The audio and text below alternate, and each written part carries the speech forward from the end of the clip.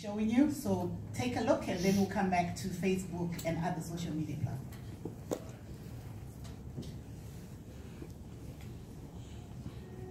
Hi everyone, my name is Marshall Izule, a social entrepreneur based in Boston and proudly Zimbabwean. I'm super excited about the prospects of a new Zimbabwe ushered in by the incoming administration of Comrade Emmerson Mnangagwa. For me, a new Zimbabwe that I wish to see is a country that upholds rule of law, a country which creates opportunities for everyone beyond our racial, educational, or even differing diversities. This is the country that I look forward to having. My name is Silenjo, working for an organization called Community Youth Development Trust based in Wanda, Zimbabwe. My dream for a new Zimbabwe is a nation where youth are given opportunity to define their future destiny, where youth issues are considered as priority in planning and budgetary processes. I also dream of a totally devolved state where inclusivity prevails. Hi, my name is Leonard Mhlanga and I'm a communications consultant. And what is my hope for a new Zimbabwe? Peace, prosperity. The first start, I think the new government should look at ways in which it can improve the livelihoods of the people. It should listen to the people and also should be able to ensure that the economy recovers, jobs are created, and we'll all be happy. My name is Mtanda Sonyoni. I'm from Bulawayo. I expect this government firstly to revive our economy. Our economy is in disappearing unit as we speak. We wish this government to revive it as soon as possible. We need jobs as young people. We also expect this government to revive the health sector. Our people are dying on a daily basis. Why? Because our health sector is also struggling. We also expect this government to eliminate corruption. We are sick and tired of corruption. Hi there, my name is Kolamba Sabasen Mafunga. I'm a journalist here in Zimbabwe. I wish a new Zimbabwe to be one where economic prosperity becomes their thing. We have jobs, and jobs, as the new president said. I also want the president and his cabinet to attend to the issue of the collapsed infrastructure, especially the roads. I would also want a situation where retaliation is not the order of the day. That should not be confined only to the opponents of the president. His friends, allies who were corrupt, they should be accountable. His friends and enemies that killed people for whatever reason, they should be made accountable.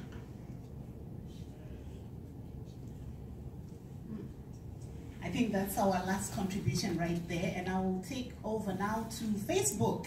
We have questions actually for different panelists, so I will start with Petros Mudzamiri Muwori, who says, why does the government not involve all stakeholders in the selection of ZEC?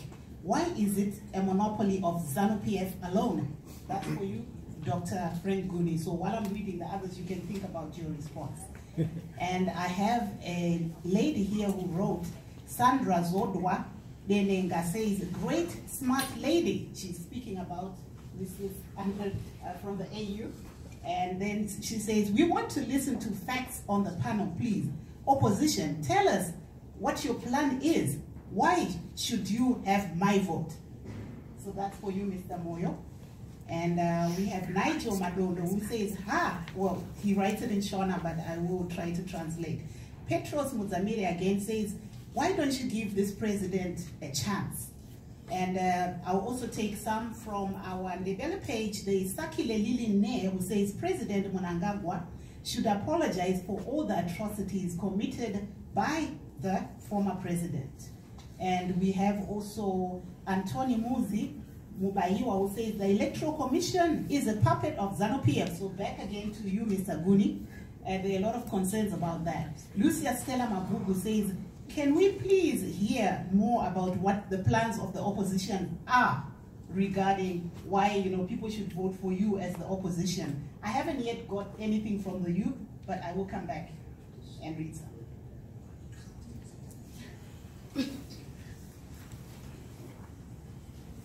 So, I guess... yeah, they can answer. Yes. Why don't we begin with you? Sure, thank you. Let me correct Ms. Noma here. ZEC, the Zimbabwe Electoral Commission, is not selected by ZANU-PF. It's a constitutional body which is constituted according to the laws of the nation. There's a legal process that stipulates who can be a member of the Zimbabwe Electoral Commission, and it's within our laws. It's not ZANU-PF that selects board members or commissioners of the Electoral Board of Zimbabwe. So let's get that straight off the bat. And let's not mislead people into believing that ZANU-PF actually puts the commissioners in place. That's not true, and it's incorrect. Controls them, shit. I forgot the second question. That was. It's also about ZEC. They're saying, can it be constituted by different parties, not just ZANU? Well, it's not about political parties. It's about the qualifications that are stipulated again in the law. And unless if the law is changed, we have to follow the tenets of the law and the dictates of the law. It's what the law says, that's what we follow. If we do anything outside of the provisions of the law, then we run afoul of our own legal system. But can that selection reflect the various, various stakeholders really in Zimbabwe? And I think it can be done. 2008. Yeah. If it's incorporated into the new law, there's, by the way, there's an electoral amendment bill that is going through Parliament right now. If the opposition or anybody else wants such a provision to be included into the law, sure enough, bring it on board. And if it's voted constitutionally by our Parliament, the President will assent to it. And if it becomes law, then it will be followed procedurally. We can't willy-nilly just go and pick people because of what people are saying that is outside of the provisions of the law. Okay. We have to follow the framework of the law. Rutendo, it's your turn to. Okay, I would like to add a few things based on everybody's input. I think it's fair to say that, yes, the new government needs a little bit of time, but for 37 years, well, maybe since 1980, and for some of us, maybe for 32 years, we've had our parents and we've seen our siblings, and we've seen so much time being given to the same system. We're not disqualifying the opportunity of a positive administration in Zimbabwe. We're not saying that. But as young people, we're saying that ZANU-PF is not the only liberator for the dreams and aspirations of young people, or for the dreams and aspirations of people in general. At the same time, yes, young people should be willing to actively participate in politics at any level. And having worked for the Zimbabwean government under the administration of President Robert Mugabe, I have seen the good side of ZANU-PF. I've also seen the not so good side of opposition. Why do I say so? When there were elections, in the last elections that we had, we went all over Zimbabwe, and we saw how young people were willing to be the voice in both political parties, but they still voted apathy. They're not interested in them going to vote. So we cannot talk about a free and fair election as well if young people are just all talk and they're not willing to vote. And I will still respond to you. Young people in ZANU-PF do not vote. Young people in ZANU-PF just go for these rallies, they go for functions, most of them. It's only a selected few, it's not, I can't say a selected few, it's only a few that have the knowledge and understand the power of their vote, that then go and register to vote. I didn't know that I could vote until maybe I was in my 20s, and I didn't know why I needed to vote. But then I know so many other young people when in their 30s were not willing to vote. So for young people to actually complete this transition, which is what I've been saying from the beginning, we need to know the power of our voice, we need to know the power of our vote, and we need to be willing to not be all talk, but to be open to what MDC has to offer, to what ZANU-PF has to offer, and take everything with a pinch of salt, or at least take everything with an open mind, so that we're not just going to say yes, because we've seen what African Union can do. I've attended a lot of African Union meetings. We've seen what SADC can do. We've seen what UN can do. But as young people, are we willing to be that change that we want to see, and not just take everything at face value, because it's not going to be enough for us to take unfortunately, what I see as a sided view where African Union is concerned. It's true that there are more factual things that Dr. Arikana is saying, but it's also not true to push propaganda, because for so many years that's what we've received as young people, and we're saying we're tired, we're frustrated, we're angry, and we don't want to keep taking that. When you say propaganda, what exactly do you mean? All talk, no action, everything good on paper. I've been part of it. I've worked for the government. I know what government is capable of doing and what it's not capable of doing. And as a young person, we say we just need progressive administration. Whether it's President Mnangagwa, whether it's ZANU-PF, whether it's MDC, anybody, we just need progressive administration. Why do I say so? We need respect where rule of law is concerned. We need respect where human rights are concerned. We need free and fair elections. We need to make sure that there's freedom of expression. Our outlet as young people is social media. Our outlet is media in general. Are we having that freedom to express ourselves and motivate and encourage and push other young people to actually be the change that they want to see without fear of victimization? It must be working. It must be working, because the last time I checked, Dr. Grace called the Minister of Information to basically close WhatsApp and Twitter, and it didn't happen in Zimbabwe. Because most of the people who are tweeting and being open on social media are actually not in Zimbabwe. The majority are not in Zimbabwe. I see. Then Moyo, why should Zimbabweans vote for you? Also, if I may, there's a question that just came in for opposition. There's Mark High who says the opposition is non-existent right now. The silence is helping ZANU-PF rebrand itself. So maybe when you take that, also take that question. Is that true? Okay, I'll start with that one then. The very reason why we are calling for reforms, one of them is media reform. The reason we don't get coverage as MDC is because of the suppression of free media in Zimbabwe.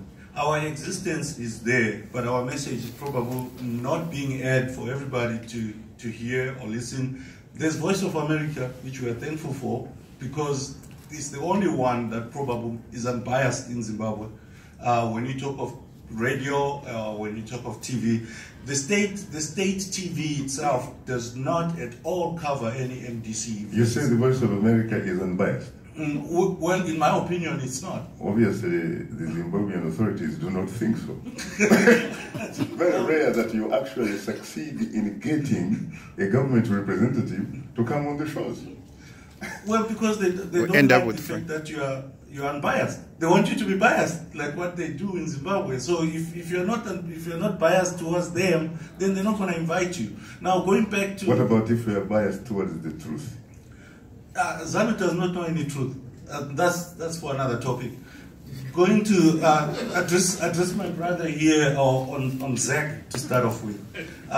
Rita Makarau, who's the commissioner of ZEC, is a confirmed lifelong member of ZANU-PF, just like Frank. They probably joined together on the same day. And Frank is going to come and sit here and tell us that that's an independent person, that is non-partisan. That's the kind of talk that we hear from ZANU. They do not really take these things serious. Secondly, we talk about 2008, when MDC won the election, right? How long did it take for those results to come out from the same ZEC? Yep. It took a month. Yep. And when people tell us that, oh, you are invited, you can be there and see the vote counting, that never happened. The army scooped all the ballot boxes, took them to some place nobody knows, and came back after a month and said, these are the results, accept them. Exactly.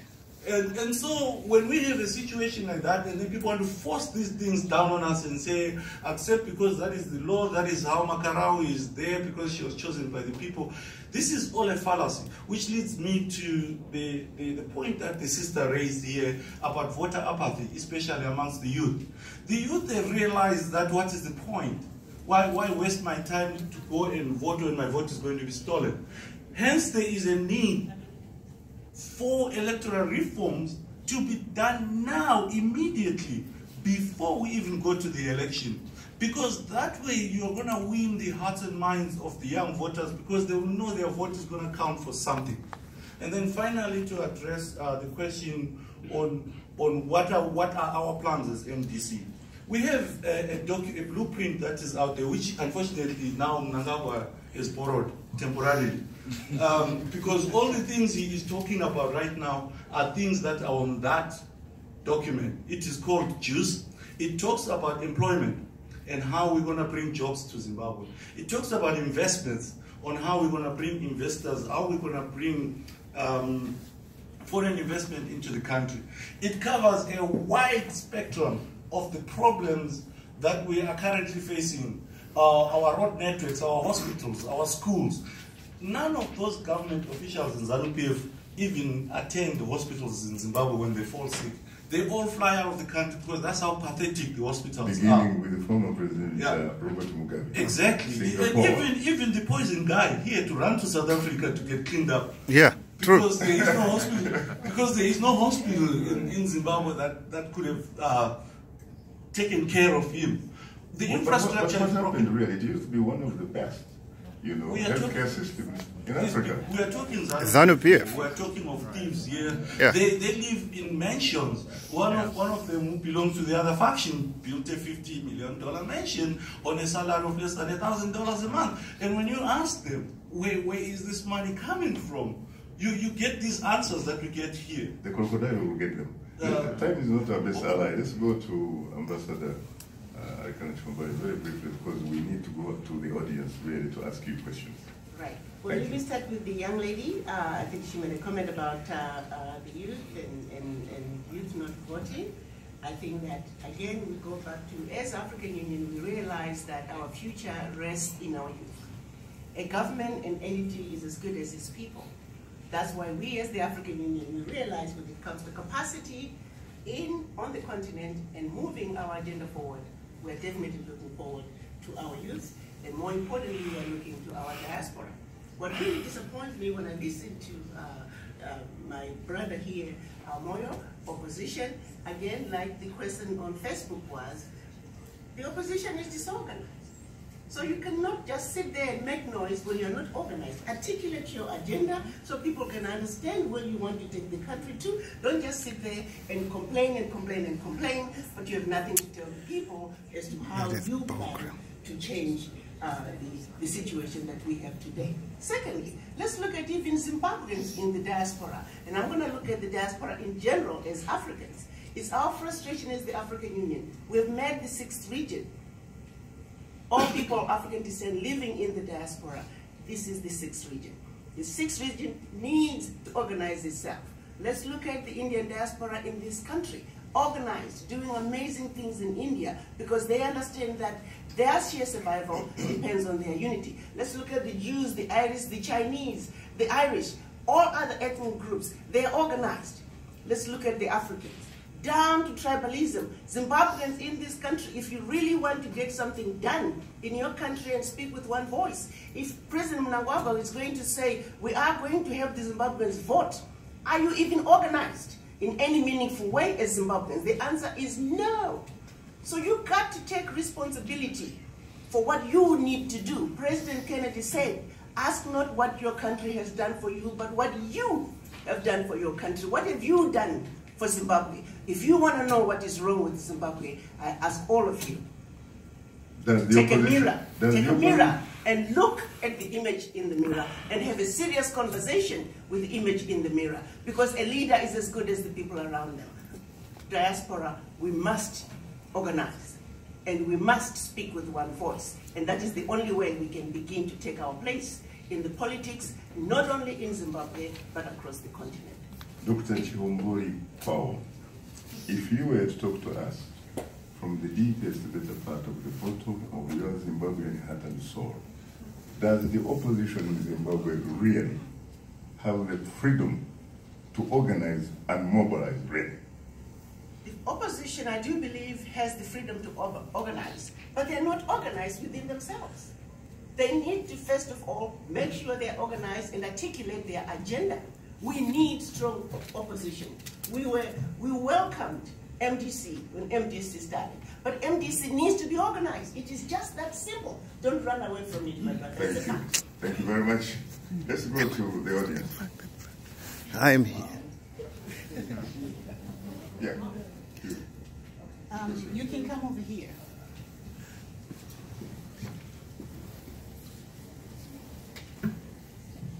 Please give us your name and where you come from. My name is Shingi. I'm from Zimbabwe. My first question is for Dr. Guni, who is a ZANU-PF member and supporter. I think due to really shortage of time, we will allow each individual to ask one question, sincerely. Okay. Thank you. I guess I'll change my question to be for the MDC. Mr. Den Moyo, the MDC has been silent, and in your comments you talked about how you don't have a medium to voice your concerns. Facebook Live is the new thing. We don't see anything on Facebook from the MDC, with the exception of Advocate Chamisa and maybe Coulter when he was the Minister of Education. And as Madam Ambassador said, it's time for MDC to stop whining and complaining and being social commentators and telling us the exact same things that we know. There's no healthcare in Zimbabwe. Someone has a 50-bedroom mansion. What is your strategy as MDC? That's what we want to know. You need to stop commenting on things that we already know. We want to know what your strategy is. ZANU-PF has a strategy. They did this, and as somebody alluded, they probably hoodwinked us, but that's their strategy. What is yours? Thank you. Go for it. Our strategy really is for our people to have their votes secure. Because it starts with that. It starts with building a government for the people, by the people. And I think in terms of how we can get there, we know that we have the support of the majority of Zimbabweans because of all the things that have happened to them because of ZANU-PF.